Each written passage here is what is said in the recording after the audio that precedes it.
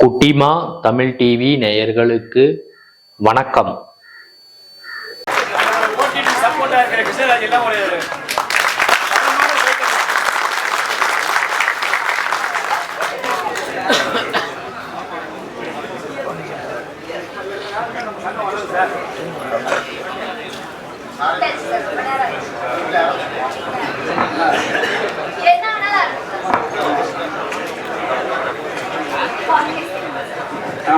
வணக்கம். வந்திருக்க அத்தனை ஊடக நண்பர்களுக்கும் மேலையில் அமைந்திருக்க அனைத்து வருங்கால ஆர்கேசினுடைய அனைத்து செல்வங்களையும் பெறக்கூடிய அனைவருக்கும் வருக சொல்லி இப்போது என்னுடைய பேச்ச ஆரம்பிக்கிறேன். எல்லாம் சைலண்டாக இருங்க. நான் சில இதெல்லாம் எழுதி எடுத்து வந்திருக்கேன். ஏன்னா எப்போதும் நான் எழுதி வரமாட்டேன், நானே வாயில் பேசிட்டு போயிடுவேன். இப்போ தெளிவாக ஏன் பேசுறேன்னா உங்களுக்கு புரியணுங்கிறது தான். இந்த ஆர்கே சினிமா ஓடிடி ஆரம்பிக்கிறதுக்கு காரணமே டெலிவிஷன் தான் காரணம், டிவி சேனல்கள், இன்னொன்று நடிகர்கள். அது டிஆர்எல்லாம் பேசிட்டாரு. இந்த ஆர்கே சினிமா ஓப்பன் பண்ணுறதுக்காக நான் 75 கவர் வாங்கினேன். எல்லா சேனலுக்கும் ரிஜிஸ்டர் தப்பால் அக்லாச்சிமெண்டோட அனுப்பிச்சி விட்டேன். எங்கள் ஸ்டாஃபில் கொண்டு போய் விருகம்பாக்கம் போஸ்ட் ஆஃபீஸில் கொடுத்து அனுப்பிச்சோம். 20 நாள் ஆச்சு, 1 மாதம் ஆச்சு. ஒரு சேனலில் கூட எங்கள் சங்கத்துக்கு ஒரு பதில் வரல. இந்த ஆகா சேனல் மட்டும் ஒரு பையன் ஃபோன் பண்ணோம், ஸ்ரீநிதினு. சார் நாங்கள் உங்களுக்கு கண்டென்ட் மட்டும் இருந்தால் மட்டும்தான் சார் நாங்கள் படத்தை வாங்குவோம், இல்லைன்னா மினிமம் ஆர்டிஸ்ட் எழுதணும். சரி, நானும் ஒரு 10 படத்தை அனுப்பிச்சேன். இந்த வருஷம் உங்கள்கிட்ட இந்த நிமிஷம் உங்கள்கிட்ட மைக்கில் பேச வரைக்கும் இது வரைக்கும் ஒரு ஃபோன் வரல. எப்படி நான் உங்கள்கிட்ட ஆர்கேஷன் ஓரவையும் வரல. சரி, நான் அப்புறம் சில நண்பர்கள்லாம் கேட்டு பார்த்தேன். அப்புறம் ஃபோனில் கேட்டேன். எல்லாருமே எப்படின்னா சிறுபட தயாரிப்பு. இப்போ நான் ஒண்டி தான் தமிழ்நாட்டில் இல்லை, இந்தியாவிலேயே சிறுபட தயாரிப்பு சங்கம் ஒன்றுன்னா அது நம்ம சங்கம் தான். இது வரைக்கும் யாரும் ஆரம்பிக்கல. இதை எழுதி விட பண்ணுங்க, கூகுளில் தட்டி பாருங்க. உலகத்திலே சிறு பட்ஜெட்டு சொல்லுவாங்க, சிறு தொழிலும்பாங்க. ஆனால் சிறுபட தயாரிப்பு எல்லாரும் பேசுவாங்க வாய் வலிக்க. ஒருத்தர் கூட அந்த பிரசாதத்தில் பேசும்போது இதை நான் செய்கிறேன்னு ஒருத்தர் கூட சொன்னது கிடையாது. இது உண்மையாலன்னு உங்களுக்கு தெரியும். சரி, பார்த்தேன். அப்போ நான் என்ன பண்ணேன், சரி இது இவ்வளோ பேர் எல்லாரும் கேட்குறத சொல்லிட்டு நம்மளே இதை ஓப்பன் பண்ணலாம் அப்படின்னு கேட்கும்போது, சரி அப்படின்னு சொல்லிட்டு பேசும்போது யோசிச்சு நம்ம அருகால கொண்டு பேசியிருந்தேன். அப்போ அவர் சொன்னார், சார் எப்படி சார் நானும் பண்ணேன் ஒன்றும் முடியல. இல்லை அருங்கா, நான் வேற ஒரு ஸ்டைலில் வச்சுருக்கேன். சொல்லுங்கள் சார். ஆக்சுவலாக என்னன்னா, நான் ஒரு 40 வருஷத்துக்கு முன்னே கோடாச்சேரி பார்த்தீங்களா, அந்த ஊரில் ட்ராமா போடுவாங்க. அதுக்கு பேர் சோகட்டான்னு சொல்லுவாங்க. சோகட்டான்னா நாடகம்லாம் நடத்துவாங்க. இப்போ நீங்களாம் நாடகம் நடத்திட்டு நீங்கள் பார்த்துட்டு போகிறப்ப ஒரு பரிசு கொடுப்பாங்க. அப்படியே இந்த மாதிரி ஸ்டேஜில் பெரிய பேப்பரில் கொட்டி அந்த ஒரு சீட்டு சிலிப்பு நீங்கள் வாங்குற டிக்கெட் அப்போ 50 பைசா, ஒரு ரூபா, லாஸ்ட்டு 2 ரூபா. அப்போ எப்படின்னா ஃபஸ்ட்டு 101 ரூபான்னு ஆரம்பிப்பாங்க. இது நல்லா கேளுங்க, கவனமாக கேளுங்க. இதை ஜெயிக்கிறதுக்காக தான் சொல்கிறேன். நான் என்னுடைய சொந்த கதையாக சொல்லலை, இந்த ஆர்கே சினிமா வெற்றி அடையதுக்குரிய நோக்கத்தை சொல்கிறேன். அப்போ நான் என்ன பண்ணுவேன், எனக்கு வயசு ஒரு 10 வயசுல 11 வயசு தான் இருக்கும். ஏன்னா நான் ஒரு 2 வயசு 3 வயசுலேயே எங்கள் அப்பா கையை பிடிச்சிட்டு போவேன் அப்படியே. ஏன்னா அந்த அப்பெல்லாம் பார்த்தீங்கன்னா இப்போ எப்படி பெற்று விட்டுருவாங்க. நான் ஓப்பனாக சொல்ல எல்லாம் அப்படியே டயர் இல்லாமையும் கிழிஞ்ச டயரோடையும் அப்புறம் செவுத்துல சறுக்க போட்டு போஸ்ட் ஆஃபீஸ் தான் சொல்லுவாங்க. அப்படிலாம் இருக்கும்போது சரி சொல்லிட்டு எங்கள் ஐயாட்ட, நாங்கள் ஐயா தான் கூப்பிடுவேன். அப்பா சைக்கிளை படிச்சிருந்தாரு. சைக்கிள் பஞ்சர் விட்டால் அப்போ அந்த கல்யாணத்தை செட்டு போடுவார். எப்படியோ ஒரு 50 காசு எடுத்துகிட்டு போய் அந்த நாளத்தில் ஏன்னா டிக்கெட்லாம் உள்ள விட மாட்டாங்க. அப்போ அந்த 50 காசை கொடுத்து ஒரு டிக்கெட் வாங்கினேன். அப்போ நான் மொட்டை அடிச்சிருந்தேன், ஏதோ கோயிலுக்கு போய் தொப்பி போட்டேன். அப்போ படம் எல்லாம் நாடகம்லாம் முடிஞ்சு 12 மணிக்கு கொடுக்குறது. இதே மாரி வகையில் இப்போ நேரம் பப்ளி தான் பண்ணுவாங்க. அப்போ சீட்டு கொடுக்கும்போது ஒரு 3 கொடுக்கும்போது முதல் சீட்டு எடுக்கும்போது எடுத்தா நம்பர் 495 அன்பழகன் அப்படின்னாங்க. உடனே நான் போனேன். எனக்கு வந்துச்சு 101 ரூபா பரிசு. எப்படி எனக்கு வந்துச்சு. ஓடி மேலே நிப்பாட்டி தொப்பியை தூக்கிட்டு இவருக்கு விழுந்துருக்கு அப்படின்னாங்க. கொடுத்தேன் அப்படின்னா அப்புறம் பார்த்தா இந்த நேரம் கூட. அதுக்கப்புறம் அங்கே நிறையா பேர் படிக்காமல் தெரியாதனால அந்த சீட்டை எழுதி கொடுக்கறதுக்கு 5 பைசா, இப்போ 5 பைசா இல்லை 5 ரூபாயே செல்லில் இன்னைக்கு அந்த அளவுக்கு ஆகி போச்சு. அந்த 5 பைசா வச்சு நான் எழுதி கொடுத்து வாங்கிட்டு ஓட்டுவோம். இப்படியே போகும்போது ஒரு 6 மாதம் ஆச்சு. அது மறுபடியும் ஒரு 501 ரூபா வந்துச்சு. அப்புறம் பார்த்தீங்கன்னா ஒரு மேட்டு இந்த ஷோ முடிகிற வரைக்கும் ஒரு 3 மாதம் நடத்துவாங்க. 3 மாதம் 5, 500, 1000, 5000 வச்சு கடைசியாக விவசாயிகளுக்குன்னு சொல்லி 10 மூட்டை நெல், ஒரு மாடு, வண்டி அப்படின்னு சொல்லிட்டு அதோட முடிச்சு போடுவாங்க. அப்போ தான் நான் இப்போ சினிமா இவ்வளோ கஷ்டப்பட்டதெல்லாம் போது இப்போ எனக்கு இந்த 3 மாதம் சரி ஏன் இது வரக்கூடாது அந்த ஞாபகம் எனக்கு வந்துச்சு. சரி, சினிமா தான் மக்கள் தேட்டரில் யாரும் வரவே இல்லை. என்ன காரணம் கேட்டால் அதையும் சொல்லணும். நம்ம ஆளுங்களும் சில தவறு பண்ணுறாங்க. அதை நான் ஓப்பனாக சொல்கிறேன். ஒன்றும் இல்லை, இப்போ ரஜினி எடுத்துட்டா கூட அவர் ஃபஸ்ட்டு நடித்தார். அதுக்கப்புறம் தான் ராகவேந்திராவா வள்ளியோ ஒரு படம் கதைவாசனம் வச்சு எடுத்தார். அதேமாதிரி கமல் எடுத்துட்டாலும் நடித்தார். இது நான் ஒரு எக்ஸாம் சொல்ல வந்து என்னன்னா, நீங்கள் எப்படிலாம் இருக்குன்னு சொல்ல வரேன், வேறு எதுவும் தப்பா நினைக்காதீங்க. அதுக்கப்புறம் பார்த்தீங்கன்னா ஏன் இப்போ தனுஷ் இருக்காப்புலையே, அவன் என்னோட தான் இருந்த பையன், நம்ம எல்லாம் தெரியும். அவன் வந்து எத்தனை படம் நடிச்சு இன்னைக்கு தான் டைரக்ட் பண்ணுறான். அதேமாரி சிவகார்த்திகை எத்தனை படம் நடிச்சு டைரக்ட் பண்ணுறான். இப்படி ஒவ்வொரு ஆளும் சொல்லணும், எல்லாத்தையும் உதவிங்க. நீங்கள் லிஸ்ட் எடுத்து சிம்பு எடுத்துங்க, அவருக்கு அப்போ அவங்களாம் என்னன்னா எல்லாத்தையும் டெக்னிக்கல் தெரிஞ்சுக்கிட்டு எல்லாத்தையும் பணத்தெல்லாம் சம்பாரிச்சுக்கிட்டு எல்லாத்தையும் அப்போ இன்னொருத்த மேலே படம் பண்ணுறாங்க, இல்லைன்னா அவங்களே போட்டு பண்ணுறாங்க. ஆனால் நம்மளால என்ன பண்ணுறீங்க நீங்கள், சில பேர் டைரக்டரும் நானே, ப்ரொடியூசரும் நானே, ஹீரோவும் நானே, அப்போ வாயில் வரும் நம்ம திட்ட எல்லாமேனா எப்படி படம் பார்ப்பான். நான் என்ன சூப்பர் ஸ்டாரா, இந்த கமலஹாசன் நான் வந்து கேட்பேன். ஏன் இதை சொல்கிறேன்னா, நீ உணரணும் என்னன்னா, நீங்கள் ஃபஸ்ட்டு டான்ஸர்னா டான்ஸில் வாங்க, நான் சப்போர்ட் பண்ணுறேன். ஹீரோ வாங்க, நான் சப்போர்ட் பண்ணுறேன். நடிகரவா மூணையும் நானே பண்ணுறேன் சொல்லும்போது எனக்கு அவரை பார்த்தா 60 40 50 வயசு இருக்கும். என்ன எனக்கு வந்த ஹீரோ எனக்கு கோவம் வரும். மற்ற படம் திட்டவையோ ஹீரோங்க எப்படி யாரையும் படம் பார்ப்பா, இல்லை தலைவர் நான் தான் தலைவர், அதெல்லாம் எல்லாம் நான் ஜெயிச்சல் தலைவர். ஏன்னா காக்கைக்கு தன் கொஞ்சம் போய் அவருக்கு அவரே எல்லாம். ஆனால் ஏன் அப்புறம் படம் வெளியே எவனும் வாங்குறது இல்லை. அதுக்கப்புறம் தியேட்டருக்கு போகலான்னு சொன்னால் தியேட்டருக்காரங்க மேலே நம்ம தப்பு பேசுவாங்க. நான் சொன்னல 3 பேர் அவனை படம் தியேட்டர் என்ன பண்ணுவான், எவனும் உள்ள வர மாட்டான். எத்தனை தான் ஒரே நிறைய மூஞ்ச பார்ப்பான். அப்புறம் அவங்க உள்ள சரின்னு சொல்லிட்டு சார் டிஸ்ட்ரிபியூட்டர் வச்சுமா ஒரு 10 தேட்டர் ரிலீஸ் பண்ணுங்க அப்படின்னா அவர் ஓப்பனாக சொல்லிடுவார், நம்ம டென்னிஸ் சார் படம் ஒன்றும் இல்லை, ரிலீஸ் பண்ண முடியாது, பேருக்கு ஒரு 10 ரிலீஸ் பண்ணலான்னு. இதில் நம்ம என்ன ஒரு கற்பனை இருக்காங்க, அது அடுத்த பயணி நிறைய எழுதி வச்சுட்டேன். அப்போ 10 தேட்டர் ரிலீஸ் பண்ணுறதுக்கு குறைஞ்சபட்சம் 5 லட்சம் ரூபாய் வேணும். ஏன்னா கவர்மெண்ட் மானியம் கொடுக்க சொல்லுவாங்கல்ல, அந்த மானியத்தை நம்மளால கொடுக்க இந்த செம்பிளாடு போய் மேய்க்குள்ள வாயில ஒன்று விழுந்தா நம்மளால மானியம் போய் இது வரைக்கும் கலைஞர் செத்ததுக்கு அப்புறம் என் தெரிஞ்சு ஒழுங்கா மானியம் கொடுக்கவே இல்லை. தமிழ் யாரும் கையில் வச்சு கொடுக்கல, கலைஞரோட முடிஞ்சு போச்சு. அதே மாதிரி இப்ப இருக்கிற முதல்வருக்கு வந்து சினிமாங்கிறது அவருக்கு பிடிக்காது, அதையும் தெரிஞ்சு வச்சுங்க.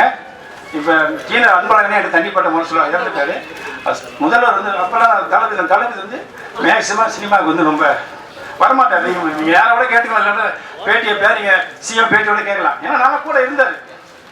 திமுகவின் சூப்பர் ஸ்டார் தளபதி மு.க. ஸ்டாலின் சொன்னாலும் நான் 96 மேல முதல் நிற்கும் போது அப்படிலாம் அவ்வளோ வருது. ஆனால் சில பேர் அப்படின்றாங்க. அது நம்ம என்ன பண்ணணும்னா படத்தை ஃபர்ஸ்ட் எடுக்கணும். படத்தை ஒழுங்காக எடுத்தா மட்டும்தான் ரிலீஸ் பண்ண முடியும். வேணும் அப்புறம் டிஸ்ட்ரிபியூட்டரை சொல்லி கேட்டா சார் ஒரு 5 லட்ச ரூபா தான் ரிலீஸ் பண்ணலாம்னு. ஆனால் இவர் 5 லட்ச ரூபா கொடுத்து என்ன பண்ணுவாரு, கொடுத்துருவாரு. அவர் போஸ்ட் பப்ளிசிட்டி எல்லாம் பண்ணிட்டு இந்த போஸ்ட் ஓட்டுற பசங்க இருக்குல்ல அந்த காசு கூட வராது. கேட்டால் கணக்கு கொடுத்துருவாரு கரெக்டாக. இவன் சார் 5 லட்சம் ஏமாத்த சார் 10 லட்சம் நீ என்ன சார் மானியம்லாம் தர மாட்டாங்க. நீ படம் ஒழுங்காக தருவான். அப்படியே மானியம் தரந்தா மேலே இருக்காம பாருங்க பெரிய பெரிய சூப்பர் ஸ்டார் ஹீரோ அவங்களுக்கே செட்டப் பண்ணி அவங்களுக்கு வாங்கிடுவாங்க. அதனால நான் அதையும் ஒன்று சொல்லுவேன் சங்கத்தில், இந்த மானியம் எடுக்குதுன்னு சொல்லி படம் எடுக்க வராது சொல்லி பாஸ்கோட தெரியும். மானியம் சொல்லி யாரும் என் சங்கத்துக்கு படம் எடுக்க வராது. கதை நல்லா இருந்தால் படம் எடுக்கும், இல்லையா எடுக்காது. இப்போ நான் சொன்ன 3 தான் அப்படி சொல்லி சொல்லிடுறேன். ஏன்னா இப்போ ஏன்னா இன்னைக்கு படம் ரிலீஸ் பண்ணி எனக்கு தெரிஞ்சு இப்போ நான் 5 வருஷமா ஒரு 5000 புடிச்சர் வந்து ஒன்றும் இல்லாமல் வீட்டில் திட்டு வாங்கிட்டு பொண்டாடி என்ன சொல்ல கேட்டுக்கிட்டு கடைக்கு போயிட்டா கடைக்கு வா, வீட்டுக்கு போயிட்டா வீட்டுக்கு வா, அதுக்கு போயிட்டு இதுவா உனக்கு இன்னுமே படம் எடுத்தா விஷம் வச்சு கொண்டு அதையும் சொல்லிடுறேன். இது சத்தியம், அது உண்மை. நீங்கள் இப்போ யாரா இல்லைன்னு சொல்லுங்க, இங்கே இருக்க யாராவது ஒரு ஆளாவது நான் படம் எடுத்து எங்கள் வீட்டில் திட்டு வாங்க சொன்னால் நீங்கள் என்ன சொல்லுங்க, நான் இது பண்ணிக்கிறேன். அதுக்கப்புறம் முடிஞ்சு போச்சா மானியமும் வராது, போட்ட காசும் வராது. அப்போ நான் என்ன பண்ணேன், சரி இதுக்கெல்லாம் என்ன வழி பண்ணணும் அப்படின்னு சரி நம்ம ஆரம்பிக்கலாம் அப்படின் போது இந்த மாதிரி இருக்கு. அதுக்கப்புறம் வந்து நான் வந்து இப்போ அரசியலை பற்றி சொல்லணும். எனக்கு வந்து 5 வயசு இருக்கும். எனக்கு வந்து எங்கள் ஐயா 5 வயசு இருக்கும்போது நான் எங்கள் அப்பா கையை பிடிச்ச சொன்னேன்ல போல எங்கள் அப்பா வந்து இப்போ வந்து உங்களுக்குலாம் தெரியாது, உங்களுக்கு நான் சொல்கிறேன் மேக்ஸிமம் ஒரு ஆள் உண்டு. மண்ணை நாராயணசாமி ஒருத்தர் இருந்தார், அமைச்சர் அண்ணா காலத்தில். அப்போ பொதுப்பணித்துறை அமைச்சர் வந்து கலைஞர். ஏன் இதெல்லாம் சொன்னால் கேட்டுங்க, நான் சொல்லலாம் உங்களுக்கு ரெக்கார்டு பாடம் முயற்சி வெற்றி. நீங்கள் சாதனை எதை பேசுகிற மாதிரி நினைக்கிறோம், எதுனா பேசுகிறேன் யாருக்கு எந்த மீடியா பார்த்துட்டு இல்லை. அப்போ மண்ணை நாராயணசாமி, கோசிமணி, எல் கணேசன், தாலிமு கருணாநிதி ஒருத்தர் வந்தார். அப்போ வந்து எங்கள் ஊர் திருவாரூர் தொகுதி வந்து ரிசர்வ் தொகுதி. அப்போ கலைஞர் வந்து சைதாப்பேட்டில் நிற்கிறாரு, தாலிமு கருணாநிதி திருவாரூரில் நிற்கிறார் ரிசர்வ் தொகுதியில். அப்போ என்ன சொல்கிறாங்க, கலைஞர் தான் நிற்கிறாருங்க, அது ரிசர்வ் கூட அப்போ அப்படி இருக்கும்போது அது அப்புறம் இப்போ கூட செல்வ செத்துப்பட எம்பி திருவாரூர் எம்பி இப்படி அவங்களெல்லாம் போய் எங்கள் அப்பா கையை பிடிச்சிக்கிட்டே போவேன். அப்பா கையை பிடிச்சிட்டே போகும்போது 7 வயசாக போகும்போது ஏன் சொன்னால் அப்போ என்ன எல்லாத்தையும் பார்த்து வந்துட்டு எல்லாம் எதுக்கு பயப்படுறது இல்லை. ஏன்னா எவ்வளோ பெரிய ஆள் கோஷி பண்ணிடலாம். அதுமாதிரி நம்ம அதுமாதிரி சென்னையில் வந்து எல்லா சைதை கிட்டு எல்லாரோடையும் இருந்து பார்த்து எல்லா அரசியலும் பார்த்து வந்து சரி நம்ம வந்து சினிமாவுக்கு தான் வந்தோம் சொல்லி அப்போ தான் ஒரு கவிஞன் காத்துறேன். நான் ஒழுங்காக நான் பாட்டு டீ கடை வச்சுட்டு தான் இருந்தேன். செவனியன்னு டீ இப்படி ஆற்றுவேன், இப்படி ஆற்றுவேன், ரஜினி ஸ்டைல்னா இப்படி ஊற்றுவேன், திட்டுனா இப்படி ஊற்றுவேன், இப்படி ஆற்றுவேன், லூசு பேர சொன்னா இப்படி ஊற்றுவேன், ஒருத்த மேலே ஊற்றிட்டேன். ஆமாம் சத்தியமாக இன்னும் என்னோட பேசல இவ்வளோ மென்டல் தான் என்ன பண்ண முடியும். அப்போ ரஜினி செத்து பண்ண என்ன பண்ணுவோம்னா உடனே ஏரியா போய் கடையை அடிச்சு உடச்சிருவேன்ட்டேன். என்னடா ரஜினி உயிரோட யாரை செத்து பண்ண சொல்லிட்டு சொன்னா அதுக்கப்புறம் தான் எனக்கு 3 வருஷம் அவ்வளோ பைத்தியம் நம்பாட்டி போடுங்க எப்படியே உயிரோட இப்போ 72 வயசு உயிரோட இருக்காரு. ரஜினி செத்து பண்ண என்ன பண்ணுறான் என்ன பொய்யில் உண்மை. ரஜினி செத்துடுவார். ஏய் இந்த கொரடாச்சிலேருந்து திருவாரூர் அடிச்சு ஓட விட்டு கடையை அடிச்சு போய் கத்தான்ட்டு சரி திருவாரூரில் போனேன். அப்போல்லாம் வந்து உங்களுக்கு தெரியும் கேமரா மட்டும் தான் இருந்துச்சு. அந்த மைக்கை வச்சுக்கிட்டு எல்லாம் வந்து லைன் இருந்தான். சரி பார்த்தா கேமரா இல்லையே. அந்த இந்த கல்யாணத்தில் போன அந்த கேமரா எல்லாம் எடுத்துருந்தாங்க. நானும் போனேன். தம்பி நீ ஹீரோ ஆகிட்ட 5000 பணம் கட்டு கேமரா நின்றுலாம் நடிக்க தெரியாது டீதான் தெரியும் நடிக்க தெரியும். சரி என்ன இல்லை 5000 பணம் கட்டணும். கொரோனா எங்கள் ஊர் பஸ் ஸ்டாண்டு தான் பெரிய ஊர். அதில் வச்சு ஒரு கவிஞன் காத்திருக்கிறார் நடிகராக தேர்வு செய்துள்ளார் அப்படின்னு போட்டாச்சு. வரும் அன்பு எப்போ நடிக்க போற நான் பாட்ட செவனே இருந்தேன். எப்போ நடிக்க சொல்லி சொல்லி நைட்டு தூங்க பிறகு டீ ஆக்க முடியல. பாலே காயாது இல்லை பால் ஊத்துற டீயை போட்டு கொடுத்துறது எனக்கு நல்லாவே இல்லைப்பா. சரி இல்லை சொல்லிட்டு இவ்வளோ வழி சொல்லிட்டு இந்த பையன் சொன்னேன் ஃப்ரெண்டு வைக பிரசாந்த் மாதிரி இருக்குன்னு. சரி என்ன மெட்ராஸ் இருந்தா ஊருக்கு கம்மியெல்லாம் வந்தா எல்லா பயிரும் போய் டீ வாங்கி கொடு இட்லி வாங்கி கொடு சாப்பாடு சொல்லி அழைச்சி பார்த்துட்டு அதோட சரி வேண்டாம்னு சொல்லிட்டு இங்கே தங்கிட்டேன். இங்கே தங்கி சினிமாவுக்கு ஆளாலும் நனைஞ்சி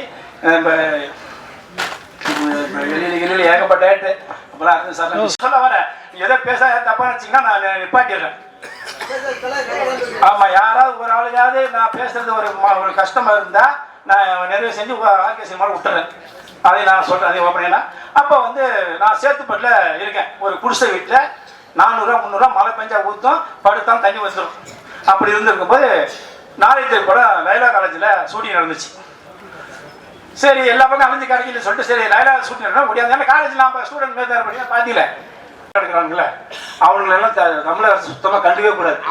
யாருன்னு கேட்டா 50 லட்சம் ரூபாய்க்கு மேலே ஏவிய படம் எடுக்க மாட்டாங்க. அதே மாதிரி ஜெமினி அப்படி இருந்த ஒரு சினிமா திரைய உலகத்தை இந்த நடிகர்லாம் நம்ம யாரையுமே குறை அதிகம் மைண்ட்ல வச்சுங்க. எந்த நடிகரும் இவ்வளவு சம்பளம் யாரையும் போய் கேட்கறது இல்லை.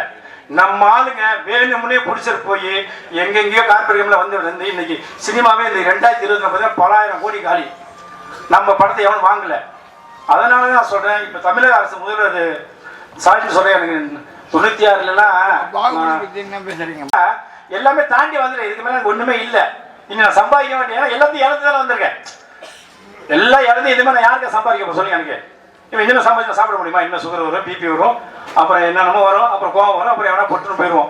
அதனால இனிமேல் சம்பாதிச்சு என்ன பண்ண போறான் அப்படின்னு சொல்லி தான் சரி நம்மள இந்த சினிமாவில் ஏமாத்துறவன் எவன் இருக்கக்கூடாது.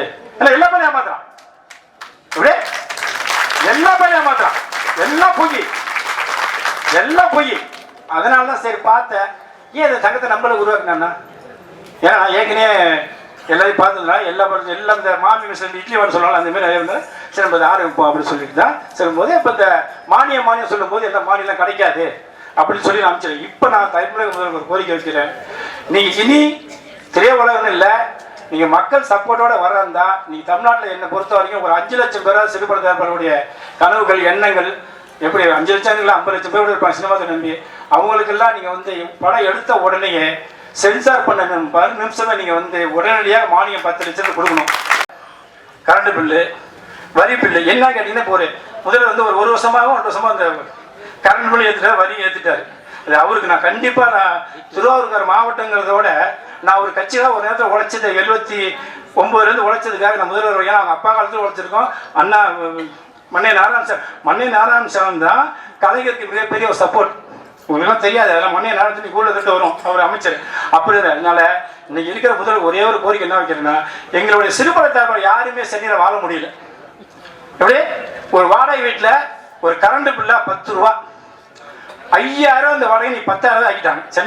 சென்னையில் மட்டும் எல்லா மாநகரத்திலுமே வரி பில்லையும் கரண்ட் பில்லை கட்ட முடியாம, இது வந்து நான் வந்து எதிர்கட்சியோ அந்த கட்சியோ சொல்லவில்லை, நான் தனிப்பட்ட முறையில் எனக்கு யாருமே எதிரியும் கிடையாது, எனக்கு எந்த ஒரு இதையும் சாராம சொல்றேன். இன்னைக்கு சிறுபான்மையினர் வாழாத இருக்க முடியாம ஒரு ஆபீஸ் போட முடியலங்க. வடமல்ல டீயை குடிச்சுட்டு பேசிட்டு படம் இருக்குன்னு சொல்றாங்க ஒருத்தர் என்கிட்ட. இந்த ஒரு சூழ்நிலை நீங்க சொல்லுவாங்க, காக்கிக்கு தான் கொண்டு போன்னு. அதனால யாரையுமே குறை சொல்லாம நீங்க என்ன மாரி நேரா வாங்க, கண்டிப்பா ஜெயிப்பீங்க. ஏன்னா இன்னைக்கு நான் இவ்வளவு தூரம் தைரியமா பேசுறேன்னா எந்த சூழ்நிலை கிடையாதுனால நீங்க எல்லாமே நேர்மையா வாங்க. கண்டிப்பா இந்த ஆர்கே சினிமா மூலியம் உங்களுக்கு மிகப்பெரிய வெற்றியை தருவேன் சொல்லிட்டாரு. அப்புறம் விஜயகாந்த் சாரை பத்தி பேசணும் சொன்னாரு. அவருக்கு வந்து திருமூர்த்தின்னு ஒரு படம் வந்தப்ப நான் போய் அவருக்கு கதை சொன்னேன். நம்ம ஏவிஎம் சர்மா இறந்துட்டாரு, அவர் மூலியமா போய் எனக்கு கதை சொன்னோம். என்னட்ட விஜயகாந்த் கதை கேட்டார். நம்புறீங்களா நீங்க? படம் பேர் தர்மகர்த்தா. ஒடுக்கப்பட்ட ஒவ்வொருத்தருக்காகவும் நசுக்கப்பட்ட நம்மளுக்காகவும் பாரத தலைவர் பாதம் மூச்சு நின்றால் அவருடைய பயணம் மூச்சு தொடர்ந்து கொண்டு தான் இருக்கின்ற தர்மகர்த்தா கூட சொல்லி ஒரு கதை சொன்னேன். சூப்பரா இருந்தாரு. ஆனா அப்ப புடிச்சா இருந்தாரு. இவர் 2 வருஷம் கழிச்சு சொன்னாரு. அதனால அது மாதிரி விஜயகாந்த் எப்படி இருந்தார், மதுரையில இருந்து அவரு இன்னைக்கு உடைய பார்த்தீங்கன்னா நெல்லு தள்ளிட்டு இருப்பாரு. அதனால கஷ்டப்படாம எதுவும் வராதுங்க. யாருக்குமே தலை வணங்காம உங்களுக்கு சப்போர்ட் பண்ணுவேன். அதனால தமிழக அரசு நம்மளுடைய சிறுபான்மை வியாபாரிகளுக்கு என்னைக்கும் நம்ம சப்போர்ட் ஆகுன்னு சொல்லி மூலியம் கேட்டுக்கிறேன். நன்றி, வணக்கம்.